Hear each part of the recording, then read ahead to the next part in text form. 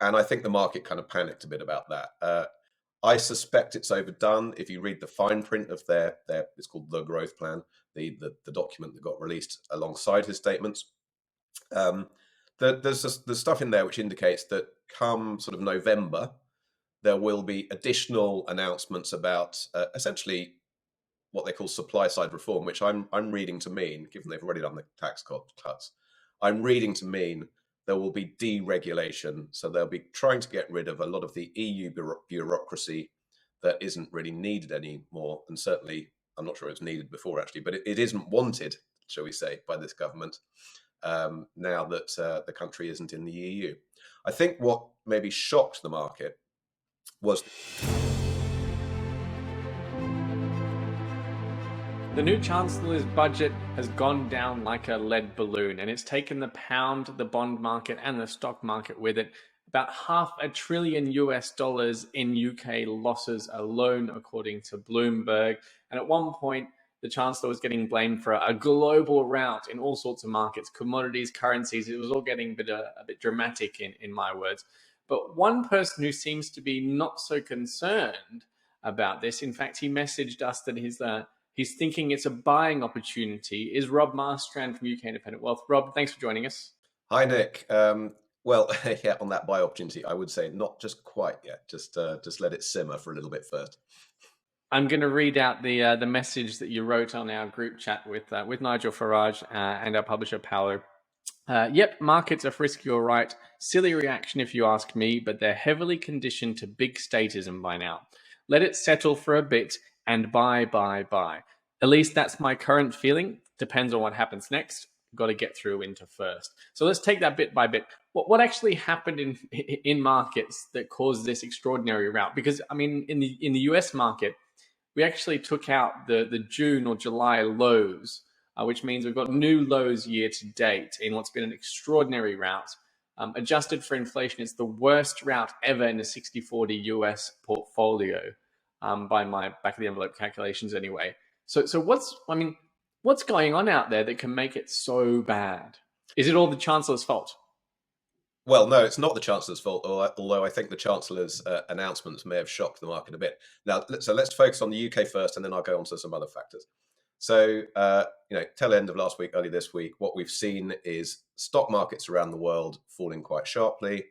We've seen bond markets falling quite sharply as yields have risen. And we've seen currencies falling quite sharply against the US dollar. In fact, the only thing that seems to be going up is the US dollar. Now, the pound got slammed a bit harder than other currencies, and that was a result of the Chancellor's announcement. Essentially, it seems to me that the Chancellor announced lots of cuts to taxes, which they're going for growth. The idea is to stimulate the economy. That will take time to feed through. In the meantime, it leaves a bit of a gap in the government's finances until that growth does come through and generates extra taxes of its own accord, so to speak. And I think the market kind of panicked a bit about that. I suspect it's overdone. If you read the fine print of their it's called the growth plan, the document that got released alongside his statements. There's stuff in there which indicates that come sort of November, there will be additional announcements about essentially what they call supply side reform, which I'm reading to mean, given they've already done the tax cuts, I'm reading to mean there will be deregulation. So they'll be trying to get rid of a lot of the EU bureaucracy that isn't really needed anymore. And certainly, I'm not sure it was needed before actually, but it isn't wanted, shall we say, by this government now that the country isn't in the EU. I think what maybe shocked the market was this was such a departure for the first time in over a decade from a sort of EU globalist kind of consensus on how to handle things, that they couldn't quite cope with it. Something that's pro-business, cutting taxes, pro-business, trying to stimulate the economy, trying to reduce the size of the recession, which I think will still happen.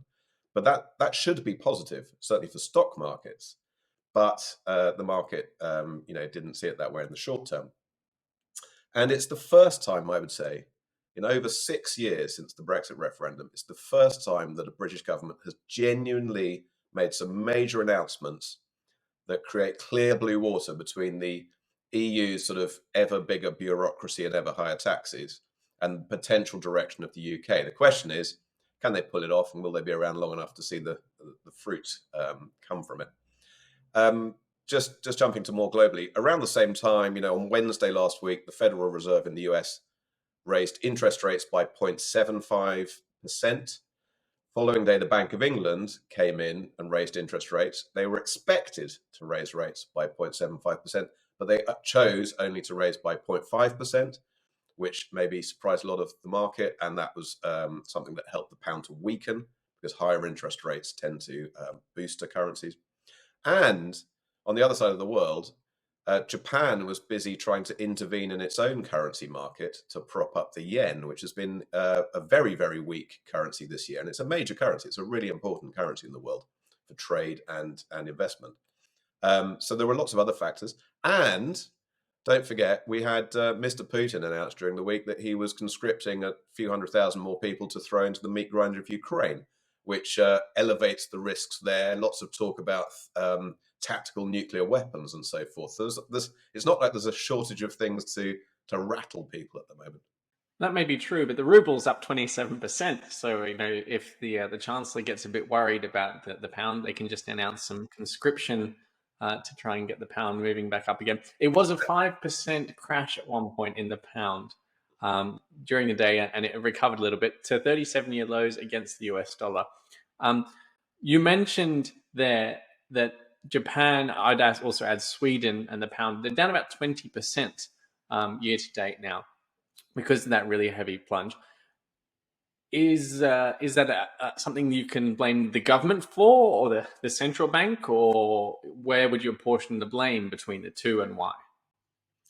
I think it's a little bit the central bank, the Bank of England. Inflation to the end of August for the year was 9.9%, I believe, consumer price inflation. And their half-point increase in the bank rate, or the base rate, as it's more commonly called, only took the rate to 2.25%, which is way behind inflation. So even if you were receiving that return on your bank deposits, which you won't be yet for other complicated reasons, but you're still losing a lot of money compared to inflation. And usually, historically, on average, you'd expect interest rates to be slightly or around or slightly above even the inflation rate. And then we're nowhere near that. So as the Bank of England falls further behind other central banks in terms of tackling inflation, that will tend to make the pound weaker. Now, at the same time, I think the market's probably overreacted. I think they were a bit surprised by some of the announcements. The previous low point on the pound versus the dollar, I believe, was in 1985. It was $1.052 per pound. It briefly touched a little above 1.03 after the announcements, but as we speak today, we're back up above $1.08 per pound. Obviously, that will change by the time people see this video, one direction or the other. But it sort of looked like there was a sort of initial panic, and then everything settled down. People have had a bit more time to digest the finer print and the general direction, and perhaps that's it. Perhaps the pound's already been oversold, and now it'll settle and eventually start climbing again. Over time, you would expect a stronger growing economy to be good for the currency, but that takes time for those effects to flow through. So it's very difficult to say in the short term what might happen. And the dollar continues its climb, and the dollar is really the story here on a bigger picture. It's essentially been climbing against practically every currency. Except the ruble.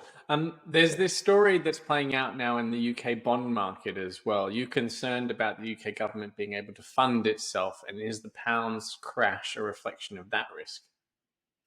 I'm not really concerned about the government's ability to fund itself. I mean, I hope we don't get to this stage, but if push comes to shove, the Bank of England will do what it did during COVID, which is print hundreds of billions of pounds and basically fund the government that way, which is not what you would like to happen, and it's very inflationary, and that's why we've got high inflation now, in my opinion. The reality is the bond market, and we've talked about this a lot. I'm the investment director for UK Independent Wealth, and we launched that in December 2020, mid-pandemic. And we'd just gone past the peak of a massive bond bubble. So the yields on gilts and US Treasury bonds and so forth had sort of reached ultimate lows of pathetic levels. And I issued a warning that I think people should stay away from bonds way back in December 2020. And I was just working it out yesterday, and people that owned very long dated gilts have lost roughly half their money since then. There has been a monumental crash in the bond market. And I would say that where we are now, although that sounds dramatic, and I'm sure a lot of people will have felt pain because they would have been advised or chosen to put bonds into their pension funds and such like. Where we are now is essentially a little bit closer to normal. So most of the crash has probably happened, but we're still, I think 10-year gilts are yielding 4.5%. Well, historically, you'd expect bond markets to yield something like 1.5% to 2% above inflation. If we think inflation comes back down to 3%, which is sort of its very long-term average, then 4.5% would be about bang on. The trouble is inflation is still currently, high single digits and moving into double digits. On that basis, you could say the bond market has further to fall, but we'll see. But what I'd say is that the bond market has crashed. It's just back to normal, really. And I think the government will probably be able to fund itself. It just might be a bit more expensive than the absurdly cheap levels of the last decade or so since the global financial crisis. And that may, in time force the government to actually cut some spending as well, not just try to go for growth. That's what I think was the key of in the budget was the divergence, continued divergence between taxing and spending. Let's focus on the second part of your message, which says, let it settle for a bit and buy, buy, buy. What are you looking for in terms of the market settling before you buy? Are there any signs, a time period you've got in mind? Yeah, look, when you get these dramatic market moves, and by the way, I don't know whether the global stock market um, drops or crash is over yet. The US market, which is the big daddy, if you like, it's a huge percentage of global stock markets, is still extremely expensive, and there's some very, very boring sectors in there that are still priced at crazy levels, in my opinion. Things like, the Coca-Colas of the world, which are very low growth but stable businesses, and utility companies. These things are trading with very, very high price earnings ratios, which made sense if you consider them as what used to be called, until just a few years ago, bond proxies. So they're like a sort of bond, but with growing coupons over time. They made sense when bond yields were very, very low, if they were meant to be better than owning treasury bonds. But if bond yields are now going up quite steeply, why are those shares not collapsing? Well, they've only just started to collapse. That's the point. So there could be a lot more downside in the stock markets, particularly in the US, which is so, in my opinion, incredibly overpriced still. The picture's not the same quite in the UK. The market's sort of fairly reasonably priced, I think. And within that, there's quite a lot of stuff that is still far too expensive, and there's quite a lot of stuff that, in my opinion, is now extremely cheap and is pricing not just a recession, but a sort of depression, a long meltdown. And I just don't think that's going to happen. We've got to get through the winter, got to get through high energy prices, which won't last forever. There probably will be a recession going into the last quarter of this year and the early part of next year. The housing market could struggle as mortgage rates normalize, and I stress normalize. They're not going to some crazy peak. They're just going from some crazy low. And the housing bubble probably will burst. And by the way, the UK media is never happy with house prices. If they're high, they moan that no one can afford to buy them, and first-time buyers and young people can't get them. And if they're crashing, they're complaining that everyone's losing wealth. So, government can't win on that front, really. So, in the past, when these, as I say, this may not be over yet. We might get more profit downgrades. Stock markets might fall further in coming months. But at some point, the dust will settle. And, you don't feel you don't have to rush in.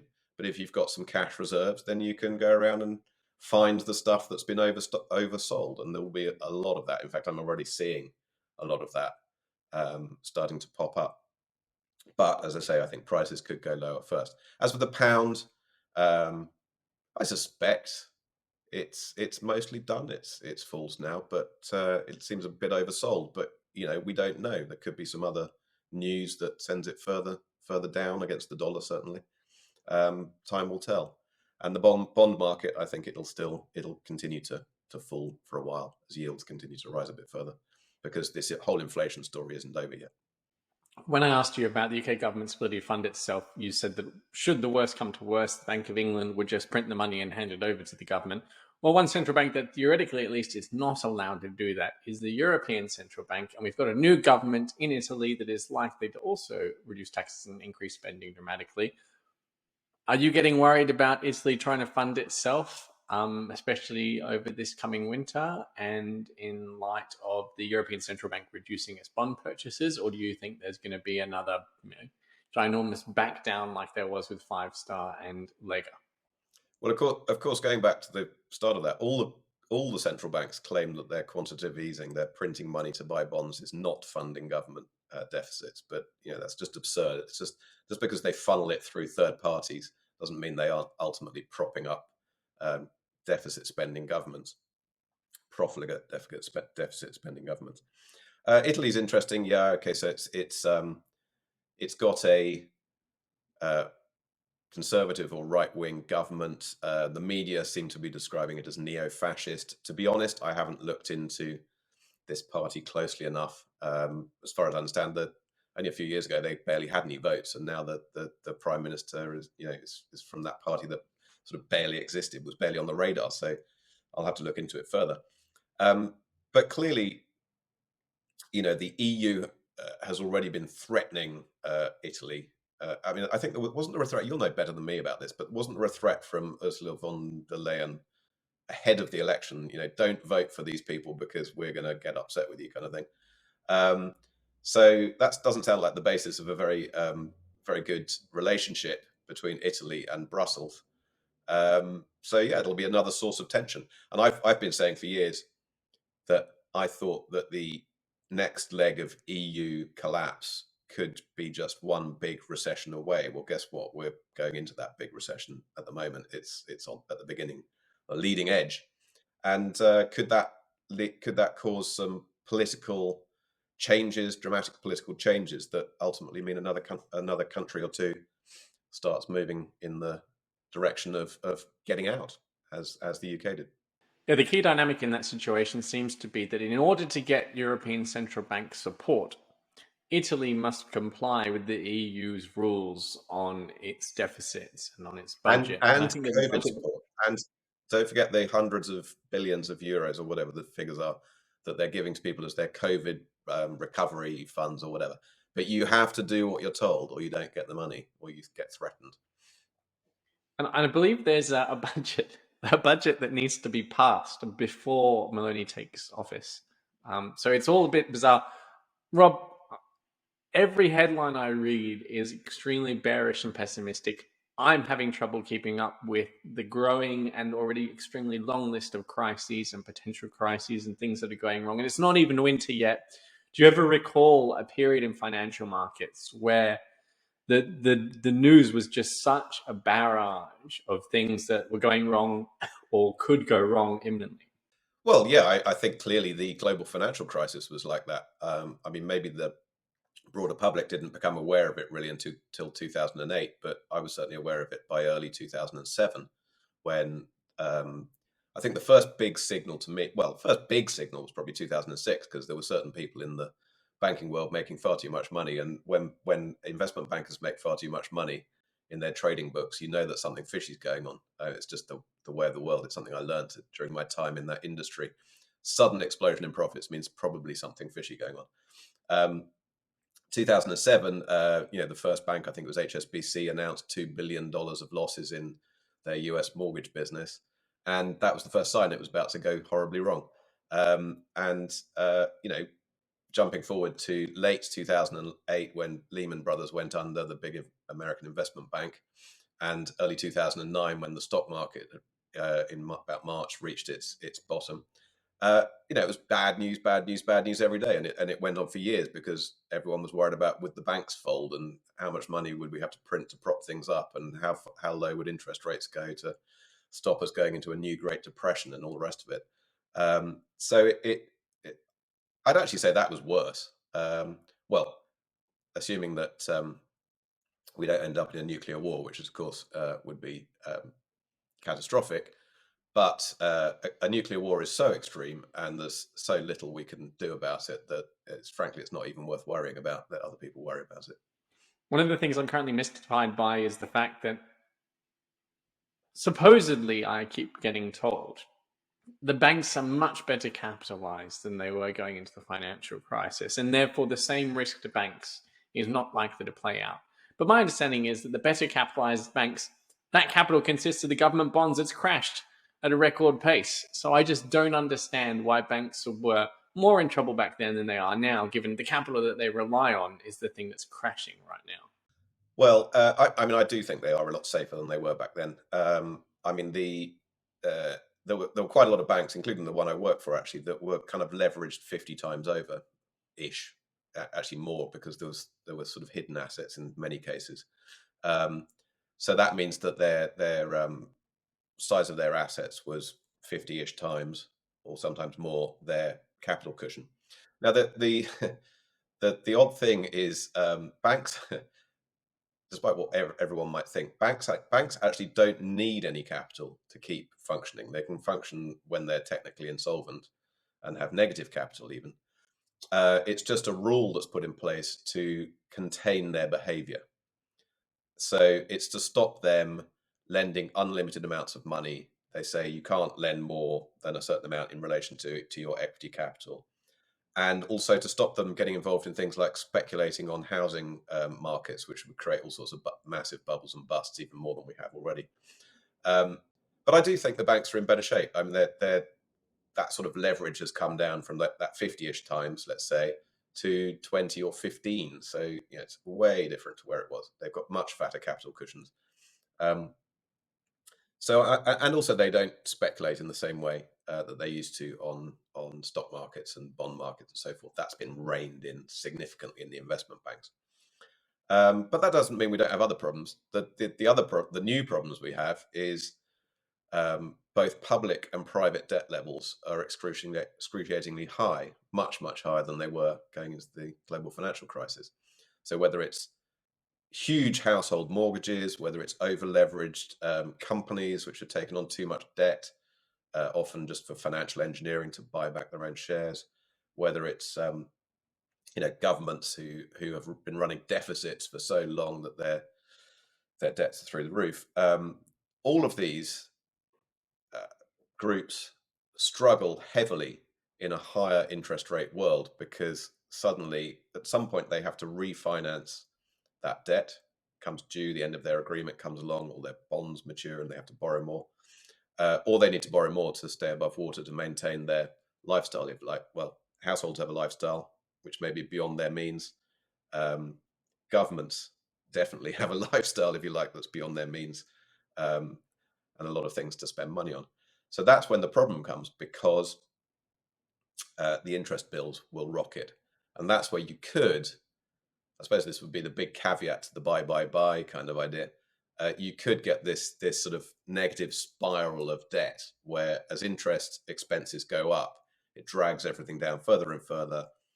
You get a panic, bond markets crash, banks stop lending, and currencies start crashing. And of course, in that scenario, you want to own something like gold, and certainly we recommend that people have gold bullion.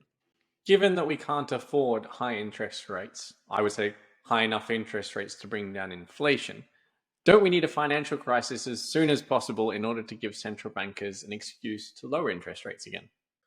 Well, what form would a financial crisis take? I think we're more likely to have a sovereign crisis, so a country crisis, or several, than we are to have a banking crisis as such. So essentially, over the last however many decades, going back to the 80s probably, the world's got used to the places that have sovereign crises are those emerging markets run by incompetent or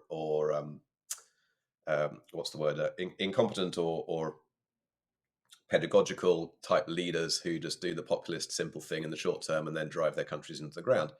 Well, frankly, I think most of the developed world's been doing the same sort of thing. It's just a slower burn, and we're much earlier in the process. And it's only a matter of time until we get sovereign crises, so meltdowns in genuine meltdowns in debt markets and currency markets in several countries. I think, Rob, the IMF's bailouts are at record levels, Yes, and those tend to be those developing markets. but Yeah. the IMF bailouts always come at a price, which is, they have to cut spending and all the rest of it. So, it's very tough on the people that are left in those countries as they find that their healthcare disappears and they can't send their kids to school and their pensions are slashed and all the rest of it. But this stuff could happen. It could happen in Japan. It could happen in places like Italy.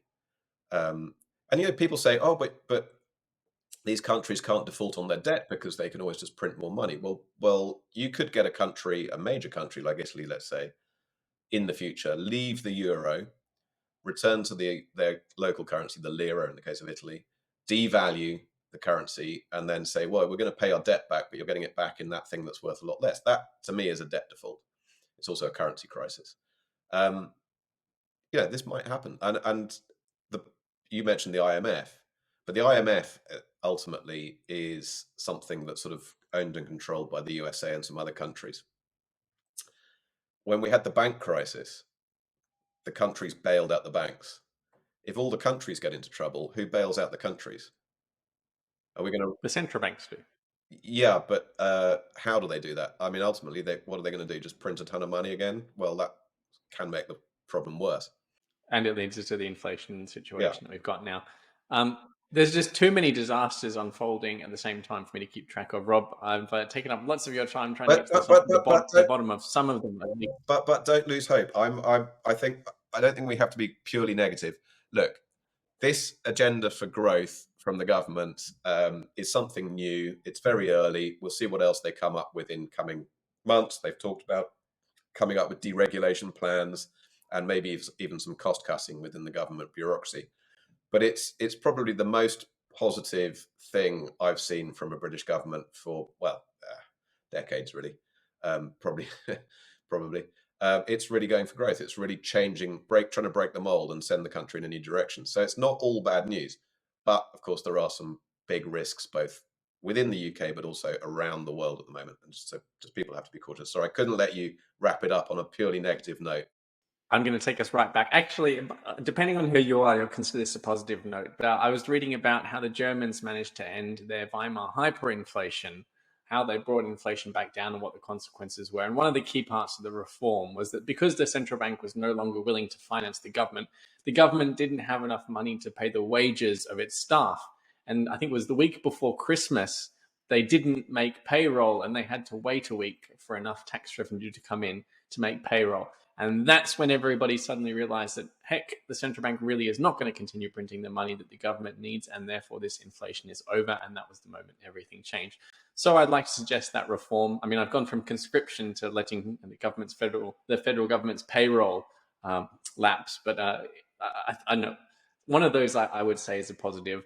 Thanks very much for joining us, Rob, and to everyone at home, thanks for watching. Thanks, Nick.